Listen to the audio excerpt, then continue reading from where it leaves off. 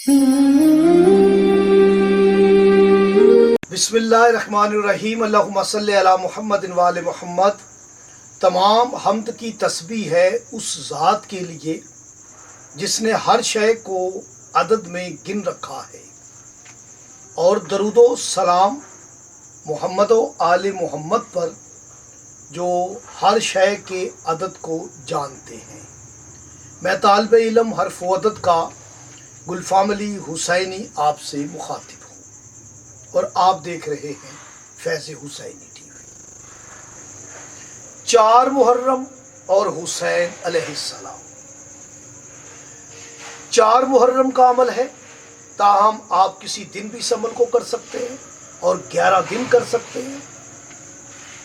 4 محرم اور حسین کے عدد کا آپ نے عمل بنانا ہے، لیکن مراتبی عدد سے بنانا ہے۔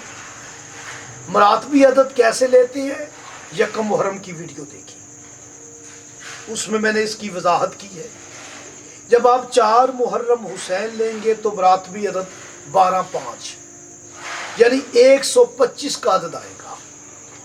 یہ 125 کا جو عدد ہے یہ اشارہ کر رہا ہے دعائے ظہور امام زمان علیہ السلام کی طرف، وقت کے امام کی طرف، جو ابھی تک غیبت میں خون رو رہا ہے اور سلام بھیجتا ہے کہ میرا سلام اس حسین پر جو نہ زین پر ہے نہ زمین پر ہے، میرا سلام اس حسین پر جسے بے دردی سے جس کی شارت کاٹی گئی، میرا سلام اس حسین پر جسے ذبح کرنے کے بعد اس کے خاندان کے خیموں کو آگ لگا دی گئی، اس کے خاندان کو قیدی کیا گیا۔